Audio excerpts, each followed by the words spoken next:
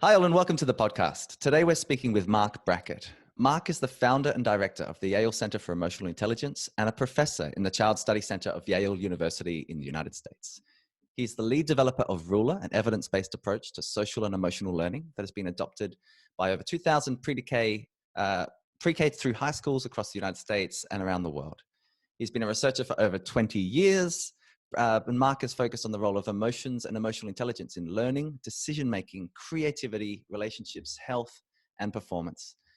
He's been published extensively, also consults regularly with corporations such as Facebook, Microsoft, and Google on how they might integrate the principles of emotional intelligence into employee training and product design. He's also the author of the #1 bestseller and only recently published book, Permission to Feel: Unlocking the Power of Emotions to Help Our Kids, Ourselves, and Our Society Thrive. Of course, these questions have never been more important than at this particular point in our history. Marc and I first met during a week on fellowship together at Salzburg Global Seminar. And Marc, it's an absolute joy to be speaking with you once again. It's a pleasure to be here. Thank you, Luca. So, of course, there's a lot happening in our world right now. And we should always start with that key question that I think you bring through all of your work, which is, how are you feeling? Yeah, well, I've decided that I ask that question. I don't like to get asked that question. Yeah, totally. uh, but all kidding aside, I've been saying lately that I have like background feelings Mm, and like foreground feelings. Like my background is sadness, anxiety, some anger. Um, but my foreground is like right now I feel excited and pleasant. And like I'm also thinking in the future and I'm quite optimistic and hopeful. So that was a lot for one question. Sorry. no, it's a great point, though. And I think it just speaks to, in some ways, the complexity of our emotional worlds and how we unpack that in a powerful way. I feel really well. I mean, again, that's an interesting piece around foreground and background of emotions, but I'm pretty enthusiastic, not least of all just to be having this conversation. But, there's also just a lot happening right now for everyone, I think. And this is, I'd love us to unpack some of these things around, the collective overwhelm of the pandemic, of, some of the things that this crisis has not just disrupted, but revealed about the way our societies work. Um, so to get into that, I'd love you just to share what that big question is that you've been exploring most through your work, because of course it's more relevant than ever before. So I think, we have launched a lot of studies in the last couple of months. One out of curiosity, and two out of figuring out ways that we can be helpful to people. And so what I can tell you is from studying now, well over 15,000 people, from educators to people in the workforce, is that, our nation is filled, at least the United States, with anxiety. I've never seen so much anxiety in my entire life. Um, when we look at children, it's a little bit broader. It's frustration, it's boredom, it's anger, and some positive emotions too. Mm, But for the adult population, the number one word for educators is anxiety. The number one word for parents is anxiety, which is different than it was a couple of years ago. It interesting. was stressed and frustrated, but it's one big pool of anxiety right now. So tell me about, give me a background into, this idea of being an emotion scientist. And it's something you speak about a lot in Permission to Feel. What, just take us through Permission to Feel. Why do we even need permission? How have we gotten to this particular point in our schools and in our society at large?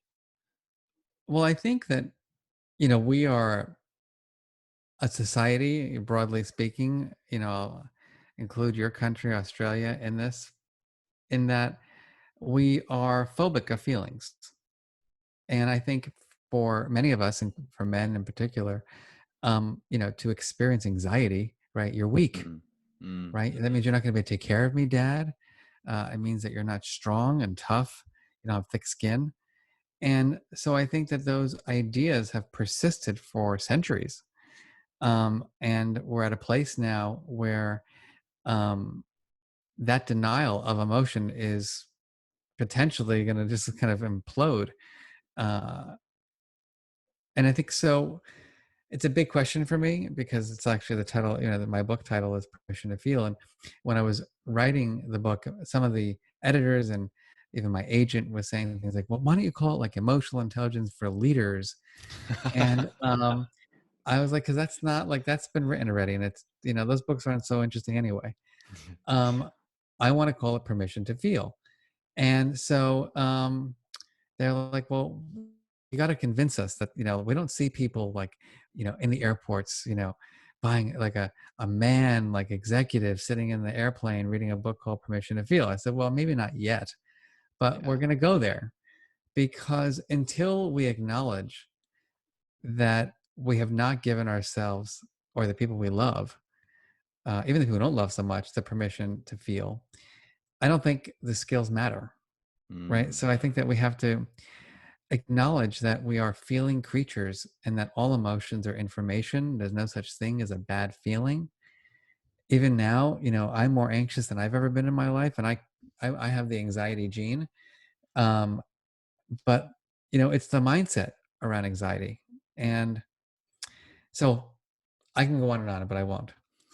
No, I want you to. I mean, so, there's often this idea that we are, logic and rationality, and in some ways market economics have been winning the kind of wrestle. The idea that we are thinking beings that have this kind of, problematic things as emotions, as opposed to us being emotional beings that think. And so, what are we first, and what's that foundation? I think you lay out through all of your work how interconnected these things are. And unless we can nurture our emotional selves, we can't actually be effective as leaders, as partners, as educators, really in any role. So what do we know categorically about the role of emotions? So my argument has been that there are 5 reasons why we should all care about emotions and feelings. And the first is their inextricable link to our attention. So, for example, like if you were bored with me and I'm bored with you during this conversation, like I'm going to be like, oh, wait, say that again. Well, I'm sorry. What was your question? Right. Because my I'll wait brain is for that demanding. moment. Yeah. Yeah. And if you get bored with me, I'm going to be pissed. But my point is that um, right, we learn what we are made to care about. Mm, And we are experiencing emotions all day long, from the moment we wake up to the time we go to bed, in every classroom, and hundreds of emotions just in one classroom. mm, And so we have to know how kids are feeling, because I was a kid, by way of example, talking about attention and learning. It may be hard for you to believe, but I was a failing student. I was a C and D student. I hated school. And it wasn't because of my intelligence, obviously. It's a joke, but it was because of the fact that I was a bullied kid who was afraid of a shadow, mm, who could give a darn about any of the content, because I was feeling unsafe and I had poor relationships and I was afraid of going from class A to class B. The last thing I'm thinking about is like learning a content. And I think if we don't understand that as teachers, then we are not doing our jobs. Um, the second is decision making. We like to think that we're rational creatures, that everything is logic, but we know from research, both my own and others, that emotions leak into all of our decision making. I don't know about you, but like being cooped up over the last couple of months here at home, I love my partner. We've been together for 25 years, but like we have not been together this much in 25 years. yeah. And like, it's like we're in the hallway, eye contact, no eye contact. Did we say hello? Did we have lunch together? Did we skip lunch? Did we like walk the other way? And this is someone who I love. Yeah. But it's like a lot. And so I tell you that because like a little bit irritable once in a while, like kind of getting on each other's nerves, like who's going to cook tonight? Who's not going to cook? Who's going to clean up? And, and then I'll be irritated. I'll get onto a Zoom meeting and someone will present their research idea to me. And I'll be like, ugh, terrible. And it has nothing to do with that person's ideas, Yeah. right? It's because I'm bringing in my irritation and I'm not checking in with my feelings. I'm not saying, Mark, You got to separate your irritability about, home life, and now come in. So we know from research that happens. Mm. The third is relationship quality. I'm going back to my mother-in-law has been with us. She was supposed to be here for 2 weeks back right in the beginning of COVID for a wedding. She's from Panama. Mm-hmm. She's been here now 5 months. And just to give you a glimpse into our relationship, which is usually very positive, the other day she's like, if I could walk back to Panama, I would. And I'm thinking to myself, the door's open. Um, and then we've had some arguments about things. We have 2 puppies. Mm-hmm. We got COVID puppies as our strategy, which are adorable little things. But she's like controlling about what they eat and when they eat and how much they eat. And I'm like, all right, you gotta come down with the food situation here. And anyway, so you can imagine. Yeah. And the point is that now after dinner, she like locks herself in her room. She doesn't want to watch TV with us at night. And it's all feeling, right? Yeah. She's like done with me. And so what we say is that emotions are signals to approach or avoid. Mm-hmm. And when you're experiencing a lot of strong, unpleasant ones, it typically means avoid. What I'm going to say, though, is that when it comes to adult-child relationships, it's always approach, no matter what. Interesting. And that's tough for people because you get triggered by your kids, but the signal is always approach, never avoid. Yeah, sure. The fourth one is mental health. That are, think about it, all emotions in their extreme can become diagnoses. Mm-hmm. A little bit of fear can lead to panic attacks. A little sadness can be despondency and depression. And I think importantly, with regard to emotions and health, is that like it's all these factors that come together. So for teachers, we did this research which shows the culture of their school, meaning like that is you were a principal, right? Yeah. So like that feeling when you walk into your school, like I want to be here, I don't want to be here, people get along here, people Mm-hmm. stink here, like that feeling drives the individual's emotions. Like I'm stressed out, I don't want to go to that toxic environment. Mm-hmm. And that in turn affects your sleeping and your depression and your anxiety. So all these things are constantly all inextricably linked. And I think we have to just acknowledge that. And the final one to me is creativity and our success, and such that what we argue is that emotions are the fuel of creativity, but our emotional intelligence determines whether or not that creativity leads to a product. Mm. Because life is filled with disappointment. I'm sure on your journey to be in your career, my journey, I can't tell you how many educators have told me like, get out of my face. There's no room for feelings in my school. Wow. And like, if I just allowed everyone to have power over me and just like believe what they said as the truth, I'd be crushed. I would be nowhere. I would just crawl up in a ball and cry all day. So like part of the work is like sifting through the messages and saying, wait a minute, that's your reality, not my reality. And thank you for the feedback. But like, Dad, my father loved giving feedback, but like, like, I don't know, your credibility in this department is not so high. So but like, Yeah. that's the complicated aspects of this work. I'm quite buoyed by the idea that these are learnable skills and therefore, teachable. And a lot of your focus has been how do you acknowledge the key role that emotions play in learning outcome, frankly, in thrivability, just in any form. But so when you've approached, superintendents or directors of education, principals, educators that have said, I don't need emotions, or even in the corporate space, I remember you telling a story once about some kind of the old school methodology and mindset of a medical faculty once, where they said, we don't do emotions here. We're surgeons, something like that. Right. Like what, exactly. How have you brought them on side, or effectively just opened up doors of possibility for them to come to realizations about, frankly, their own experience of their work and their world?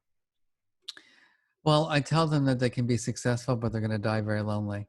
No, just kidding.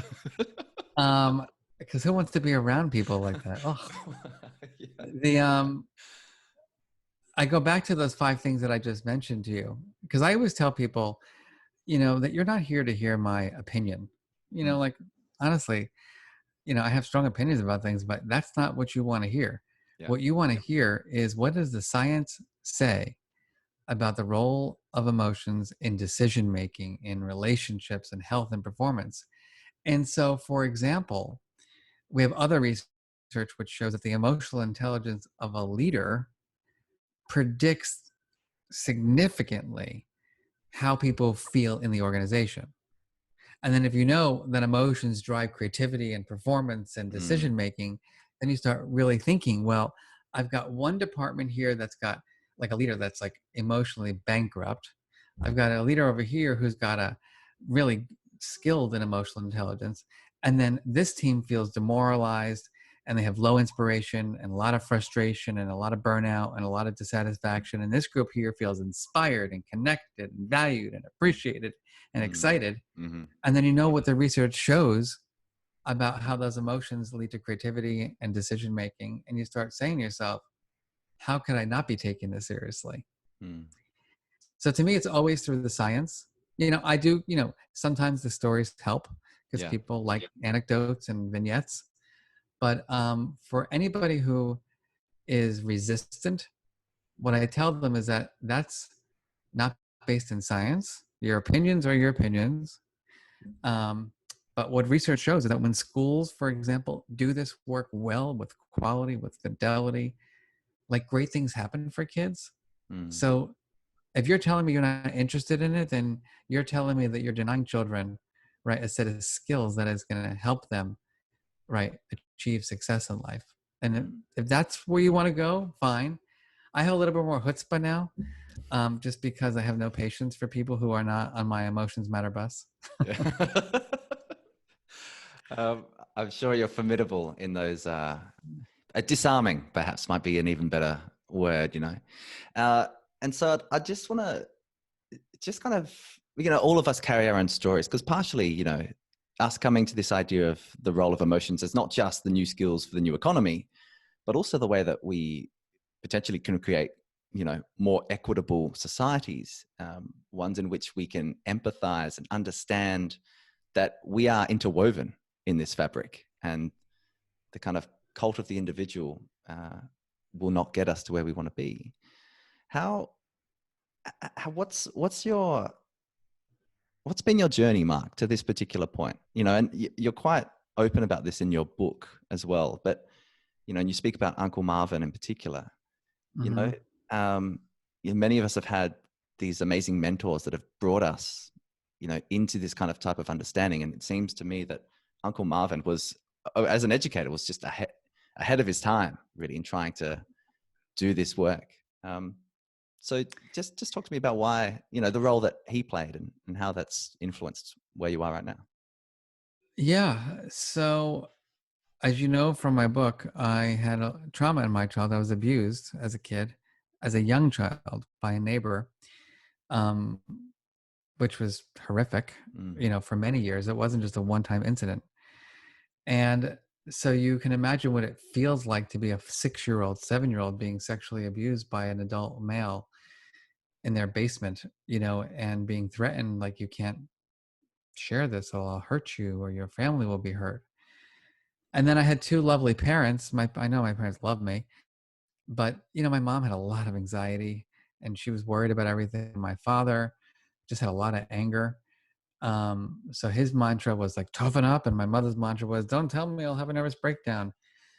So I learned very quickly, like you're on your own, kid, um, which wasn't a good place to be when you're experiencing so much pain. mm, So where do your feelings go? They go to self-hatred, they go to eating disorders, they go all over the place. But I was blessed that when I was around 11, 12, my mother's brother, who was a middle school teacher in New York, was going for a master's degree on the weekends in New Jersey where I lived. And he would stay with us. And we'd sit in the backyard and he would just talk. And for whatever reason, you know, he was the one person that I could confide in, Mm. and who asked me that question that you asked me at the opening of this podcast, which was, so how are you feeling? But unlike anyone else, he didn't keep talking, and he just listened, and he had a very, compassionate kind of stance and expression, and I just let it all go. And then he didn't tell me like get some grit and toughen up, or don't tell me I can't, oh my God, what happened to you? And he didn't freak out. He just listened. Mm. And then he said, well, let's get through this. What are we going to do? And what do you need? And it was the beginning of my journey, really, of healing. It also, just by way of kind of coincidence, Yeah. he would ask me to type up lessons that he was doing in his classroom around feeling words that he was introducing through his social studies lessons. And so we Wow. talk about words like alienation and elation and really cool words. And then we'd share our experiences around these words and normalize them. And so I, dedicated my book to him because he was the adult who gave me the permission to have those feelings and Mm. not judge those feelings. And you asked me about the term emotion scientist versus emotion judge earlier. And when I was writing my book, I was thinking, okay, so who are these people that give people the permission to feel? Mm-hmm. And I realized that there were these emotion scientists in my childhood, like my uncle, who were open and curious and, you know, um, had a growth mindset around like, this is, you're not doomed because of this abuse. You're not doomed because you're sad. You're not doomed because you feel alienated and isolated. Like there's a way out of this and we can do this together. Mm. And then there were the emotion judges who were like, why are you so angry all the time? And, Yeah. like bottle up your feelings. And so I see that everywhere I go now, with families and who want their kids to be perfect or don't understand, their kids' pain. And so I credit Uncle Marvin with giving me that permission. And the long story short is that, by the time I got through middle school finally, with a lot of his help. Um, and then high school was okay for me pretty much. I was, um, I always knew I was gay also, which added complexity to this Mm. because the emotion judges were telling me I was gay because of my abuse, Yeah. Right. which was also a layer of that for a kid to like process that and the self-doubt. And like, I was like, I don't think so, because I think that guy's disgusting and I don't think that's homosexuality. Mm. But like, it's hard to do that as a kid by yourself. Um, and then in my early 20s, I went, I was in college, graduated, and I was in therapy. And I'm starting to read these self-help books about motivation and emotion. And I'm like, shit, Uncle Marvin got it all right. And so my career began when I asked my uncle to come out of retirement and we wrote a curriculum together back 25 years ago. And that was the beginning of me just thinking about my childhood, but also thinking about what skills I learned from Uncle Marvin, what the world was going through in terms of this emotional intelligence work and social emotional learning. Mm. And so I started with my uncle, and then we failed horrifically because he was like a 65-year-old retired teacher, and I was a 25-year-old know-it-all something. And it took us a long time to figure it out. And then, one thing led to another and led to, opening a center at Yale on emotional intelligence, and honestly recognizing that this is never about one child or one teacher. It's about culture, right? It's Mm. about systems. It's about policies. It's about belief systems, and it's about skills. That's fantastic, Marc. Uh, and I mean, it sounds like to me that Uncle Marvin really enabled you to have an emotional education. But of course, He provided that emotion education it wasn't something completely. taking place as part of your formal education at that point in time. And obviously that seems No. to me to still be this disconnect that many educators and leaders are still grappling with. So my question to you is, how do we centralize this work, not least of all because of the current disruption around the world?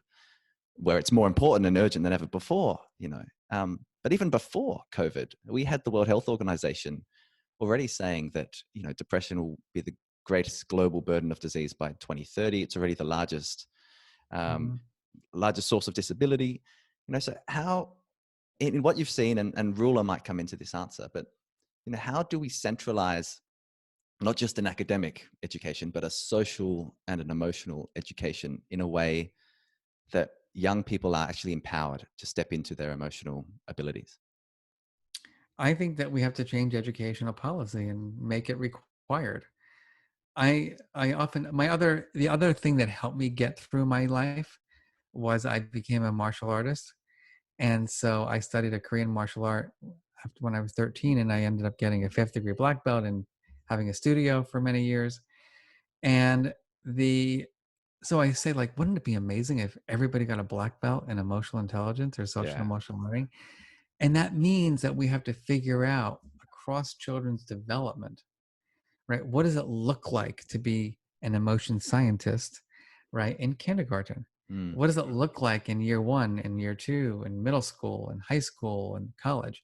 Because obviously our emotion system is inextricably linked to our cognitive system.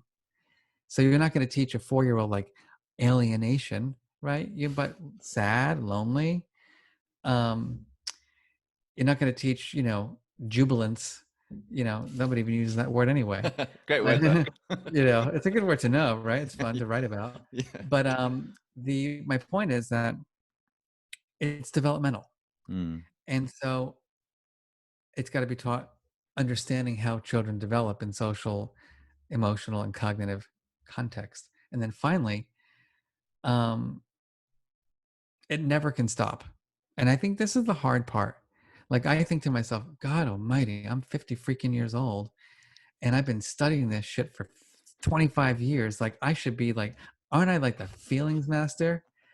And then here I am trapped in this home for 4 months. And, my mother-in-law wants to move out of here. My partner the other day said to me, are you sure you're the director of the Center for Emotional Intelligence? And I'm like, on paper.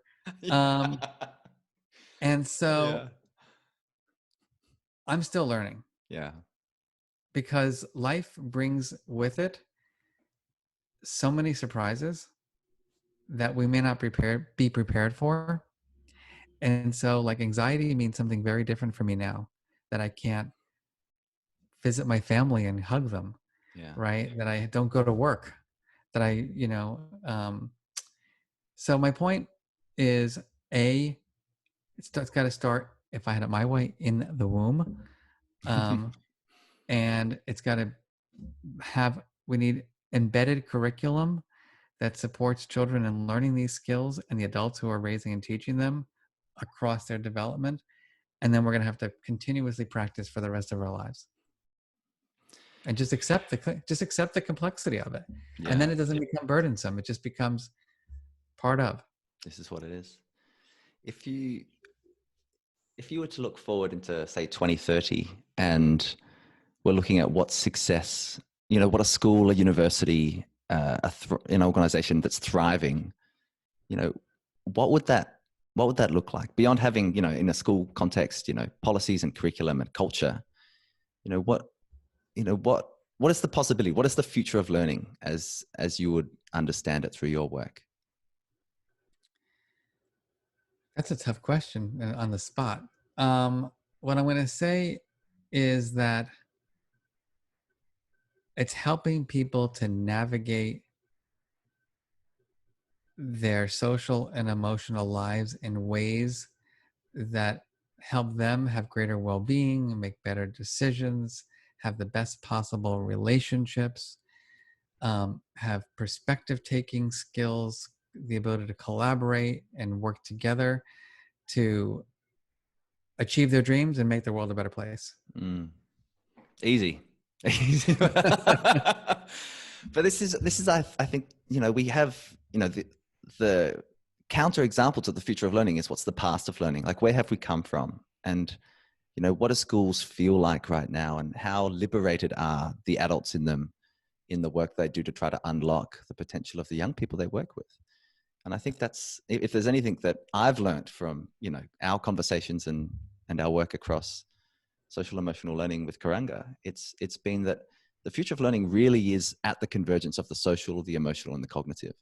And we still Yep. haven't worked it out, that we still kind of amplify the cognitive outcomes as if they are the be all and end all, without realizing that it's an interconnected field, I agree with perhaps. that. And I was thinking the other day, I work at a prestigious university. It's very competitive. It's hard to get into. Yeah.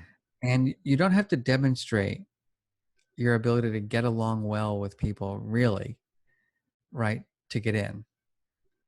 You have to have high test scores and have good grades and, done something special, whether it be play an instrument that no one ever heard of or something like that. And it's important. They're good skills. But then you get to college and you have a roommate who may be different than you are and you don't get along very well. And then I think about the people that, work in our center. Some of them, they come right from college and then they have to work with people and they have people on their teams who disagree with them. What do you do? Like, and they're like, they come to me like, I don't know, like the person I hired doesn't agree with me. I'm like, okay, so like, what's wrong with that? But like, it's uncomfortable.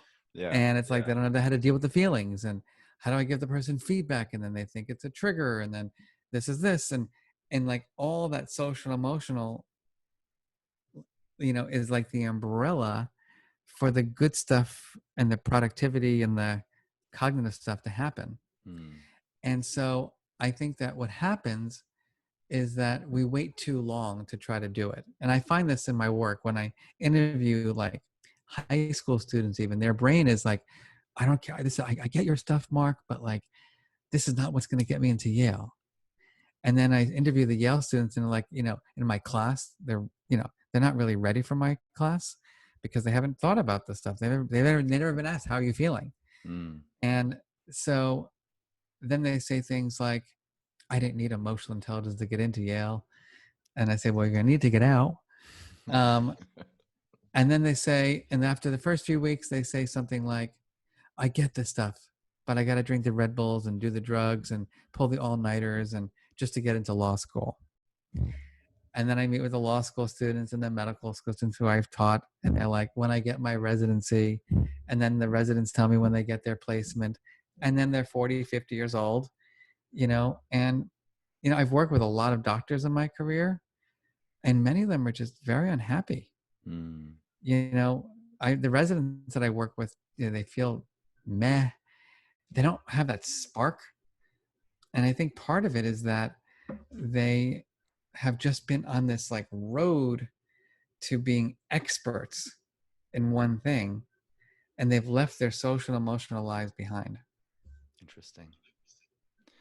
What on this journey that you've been on, what is perhaps the biggest unanswered question, the one that you're still ruminating on? What's kind of on the horizon for you in terms of your inquiry? My biggest fear is that are two things. So I have two fears. The first is that people are going to never let go of their quick fix mentality. That it's like the next thing. And no, it's not grit. It's mindset. No, it's not mindset. It's schmindset, whatever it is. Yeah. And it's like, they just like, they get like sucked into these like single constructs as being the answer to everything. It's gratitude. Everybody be grateful. And, it's like gratitude is good, but like, it's, how much, it's the limits. I can't think of anything I'm grateful for. I've done it like for 10 years. Like I'm grateful. Stop asking me what I'm grateful for. I'm joking about that, but you get my point. Yeah, it's like we get fixated on happiness, great gratitude, mindset, grit, mindfulness. Everything's the answer. So I feel like we've got to get rid of that mindset. And the second, which is related to the first, is that we're not going to be willing to create the system, particularly in education, where it becomes a permanent part of education. which means that the implementation of this work is always going to have ebbs and flows and ins and outs, and it's not going to be this like layer and critical piece that is permanent. Yeah. We haven't talked about ruler. I think we should just explore that, because the reason I love it Sure. and I share it through my work is that it provides such a clear example for how we can centralize the role of emotions in classrooms and frankly in companies and organizations in any work where we're working with teams. Just take us Yes. through ruler Yeah. and the idea of constructs. You said the word construct. I've learned a lot from you about constructs. So to weave into this answer, as I'm sure you'll be masterfully able to do, what are constructs and how do they kind of fit together in this world of kind of emotional intelligence? Yeah, so let me put this in like the flow of things. So I believe first we have to give ourselves and everyone else the permission to feel. Mm-hmm. Then I think we have to become emotion scientists and not emotion judges, and understand the science of emotion and why the emotions matter. And then at that point, we can start saying, all right, how do I use my emotions wisely? And that's where ruler skills come in, right? Which are these discrete but yet interrelated skills that help us to make meaning out of our feelings and emotions and use them in a way that's going to be helpful. So R is recognize emotion in self and other. So being aware of my own physiology and my cognitions and my experience in the world, being aware of other people's facial expressions, body language, vocal tone, behavior.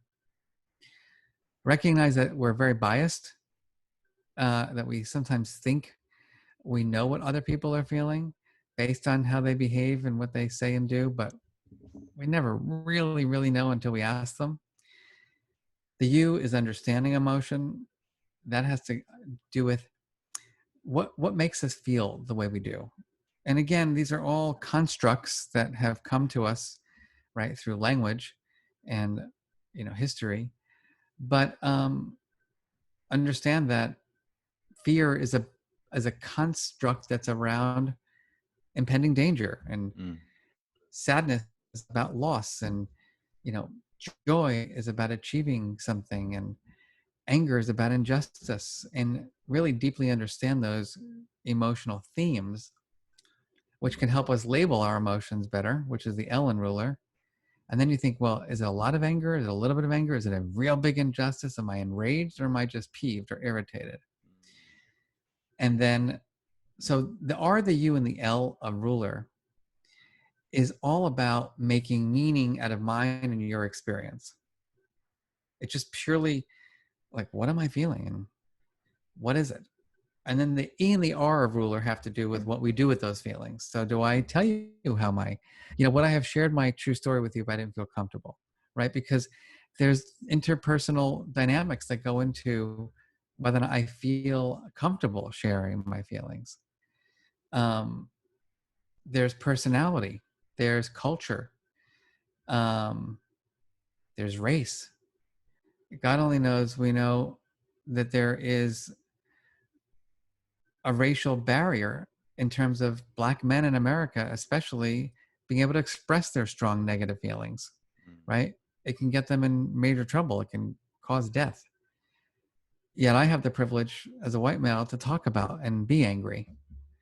And so that brings up other dynamics in terms of who gets the permission and what are the structural things that we have to change in order for there to be equity in terms of who gets to express. And then finally, there's regulation of emotion, which is, at the top of the hierarchy, because it has to do with the anxiety. And so firstly, right, the mantra of ruler is all emotions are information. So anxiety is not a good or bad, it's information. Yeah. It's about uncertainty, unpredictability, lack of control. And then, okay, so right here, right now, what can I do with that anxiety? Do I deny it? Right? Do I talk about it? Do I go for a run? Do I monitor my catastrophic thinking and say, Marc, you are making this shit up about the future? Like, what the heck are you doing? Which is what I tend to do. Like, stock, I'm going to have to work till I'm 90. I'm going to lose all my money. The stock market's going to crash. Or like, no one is going to go back to work and the center's going to crumble. And then like, all right, Marc, like, where's that coming from? Right. So I never learned those strategies as a kid. No one taught me these things until I was with Uncle Marvin. And even he, there wasn't a field called emotion regulation when he was a teacher. Yeah. It wasn't until I was in graduate school when I was studying emotional intelligence that I learned that, like, gosh almighty, there's research. There's a thing called cognitive reappraisal. Like, you can change the story you tell yourself. Like, really? Wow, that's incredible. Mm. And then if you practice it long enough, you get good at it. And so that's ruler. It's about recognizing, understanding, labeling, and then determining express, not express, regulate. And importantly, and I think, for cross-cultural reasons in particular, is that there's no correctness with ruler. Unlike math and science, where it's like the right answer, no such thing applies to our emotional life. That's why you got to be the emotion scientist, not the emotion judge.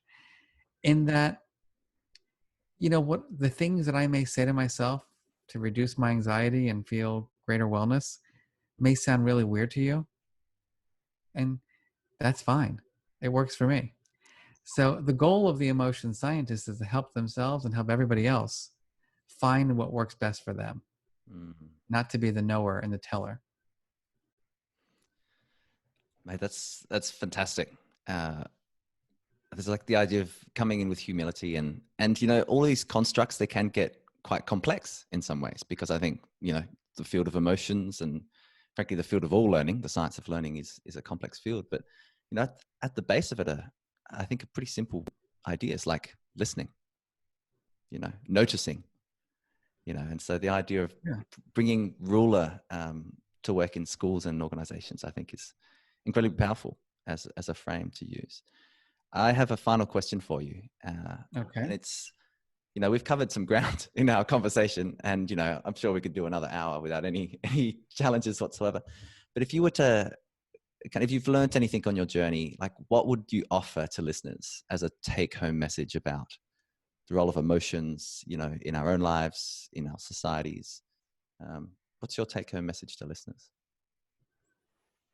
I would say, don't be afraid to feel. And just embrace the complexity, of your own and other people's emotional lives. And be the learner, not the knower. And when you're in that learning mode, right, you can be that compassionate emotion scientist. When you're in the knower mode, you're automatically making assumptions, and judging. And so for me, if I leave this earth and having had done one thing, it's to push this concept of permission to feel, right? That this idea that we are feelings creatures and beings, and we have to honor and cherish those emotions and use them wisely to achieve our dreams. Wow, Marc, thank you so much for a wonderful conversation and for, really pursuing this wonderful, urgent, important work. Thank you. To learn more about Marc's work, take a look at Marc Brackett, MarcBrackett.com, and order the excellent book, Permission to Feel. And of course, for more on ruler and emotional intelligence, check out the website at Yale University, ei.yale.edu. Mate, it's such a pleasure. It really is. I miss the, the curiosity that you bring to all the conversation. It's just so, it's wonderful. I appreciate that. I learn so much every time we speak. And I'm a signatory to this work. But it's, and I'm an optimist. I like to try to at least conceive of myself as an action-based optimist. I can see the best, and then I try to work to bring about the best, because I can see that in you. Well, thank you. But, And yet I still feel there are the moments where you see what's happening in the world and you look at geopolitics and you look at kind of the way that we lose the humanity in some of the work that happens, or the way that a market conceives of what success is, you know, Mhm. or, you know, obviously leadership. And we didn't speak to it, which is fine because it's constantly spoken to. But, you know, Yeah. if there's ever been a moment that reveals, you know, the role of leadership, surely it's right now. And the best leaders are ones that can process, can model vulnerability. I mean, I think of Jacinda Ardern really, in my book, as frankly one of the best global leaders, because she Mhm. is human first and Yeah. foremost. And she takes people with her on a journey. She's not divisive. You know, she unites. I don't know. I've got a crush on her as well. She's brilliant. Mhm. That's good. Yeah, mate. So you're in Australia for a while now, huh? Well, who knows? I'm here until I'm here until it seems appropriate to go anywhere else. I mean, I've been attached to the D School at Stanford for the last, you know, 9 months doing a project there around Mhm. emerging technologies. And of course, I've come in with like, great, we're all technologists, but actually, where's the social and the emotional elements to this Mhm. work? And but of course, I haven't been able to go back there. And I was meant to be in Southern Europe right now, you know, on a Greek island or something. But, you know, the more that I Probably. reflect on this stuff, these are small frustrations and inconveniences for me. Yeah, of course. You know, as an educated white man in Australia, you know, there is more important work to be focusing on right now. So I sit with the frustration, but and I look forward to being able to adventure some more. I love that part of my character. Yeah, But who sounds knows, great. mate? I don't know. June 2021. When are you heading out of when are you leaving I don't know. I'm Connecticut kind of. bubble? I don't know. I was the other day. I was saying to myself, I wish I were born like a novelist, and that way I'd just be like, lock myself up in a cabin and like forget about the world and forget about people. Because leadership is hard these days. Yeah. It's very hard. Yeah, that's Um, fair. and I think it'll be a lot easier when people have gone through ruler. Yeah, But absolutely. unfortunately, most people are not trained in these things before they come to work at the center. And it's been very interesting for me. I Mm, used to be a professor only, and now I run a center, and I yeah, have 60 staff, that's huge, mate. and it's work, and it's 60, smart people who are ambitious, who have their own vision, Yeah. um, and it's been interesting. I've learned a lot, um, but it takes a lot of time, and I Mm, actually don't love that part of my work. I like I'm thinking about, all right, what did I forget what are all the things that I messed up in this book and what I forget about and how can I make it better, you know? So anyway, did you have another one in you? What's the next one? I am working on my next one. Oh, cool. The next one is going to be strictly focused on regulation. Interesting. Yeah, I really need to flesh out like the principles of emotion management. Wow. Well, mate, do you remember you asked me that question in Salzburg? You're like, what's the Yeah. most important construct? I was like, I'll have Oh, a right. crack at Yeah. that. I didn't even know what a construct was, evidently, in my answer. So I feel like I've come on a bit of a journey in the last 18 months, or however long it's been since we first met. But Yeah. the more that I come to this work, the more crucial I see it as being. And kind of surprised I am that it's not just a core part of the conversations that I happen to be often, Hmm. leading or facilitating um, around what the new success would be. Um, but there's a couple of interesting things down here that we're working on about how we credential, in particular in Australia. We have a single number that you get after 13 years of education. That's called Hmm. your Australian tertiary admissions rank. It's from 0 to 100, well, actually to 99.95. And Okay. basically it's like you start to conceive of your entire value as that number. And it was brought in because before that there was the IQ test, which was worse, probably. right? But it has certainly run its course, and it corrupts the entire secondary model of education we do across our entire country. 10,000 schools in Australia. So we're working on that as kind of subversive revolutionaries within the system as a not-for-profit. But I'd be really interested, mate, to well, we should talk more about that. I've gotten a lot of interest in Australia for ruler. Yeah, I think we're going to train all the Tasmanian schools. That's amazing. That'd be really great. I've done work there already. Yeah. I miss it. As you know, I mean, I've told you this a million times. Horacio, you met Horacio, Absolutely. my partner. Yeah. Lovely bloke. Yeah, photographer and director extraordinaire. He's like, let's just get out of here and go to New Zealand or Australia. I'm like, not a problem for me. Dude. So we'll see what happens in the next couple of months. Mate, come on down. I mean, it is, there's a lot happening. But the action-based optimist in me says that because of this, and you and I aren't old enough, but I've spoken with a few older kind of mentors, and they've said this feels like 1968, in US history, the history of the US terms, Vietnam War, JFK, Martin Luther King Jr., it just seemed like the world was on fire. And so the question is, which parts of normal will we not rush back to? And can we create better systems in every sense out of this? Mate, let me know when you come down to Australia. It'd be great to have you and Horacio. Yeah, and let me know when you're back in the USA. I will. And it was on my 2020 list. And you're always welcome.